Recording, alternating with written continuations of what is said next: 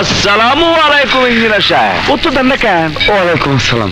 হ্যাঁ, 20 তলা বিল্ডিং বানাইতেছেন? বাহ বাহ বাহ, খুব সুন্দর ডিজাইন। কবরের ডিজাইনটা কই? হ্যাঁ, আগে এখানে একটা কবরের প্ল্যান করেন। বুঝছেন কি কইলাম? 7 ফিট বাই 4 ফিট।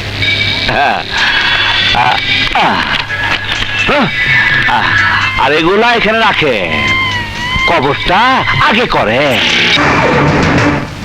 তুই অন্যায় ভাবে জায়গা দখল কইরা বিল্ডিং করতে আসছস, আর কোন অন্যায় দেখলে আমার মাথা ঠিক থাকে না। আমার মাথা নষ্ট, কি যে কষ্ট কষ্ট কষ্ট কষ্ট কষ্ট।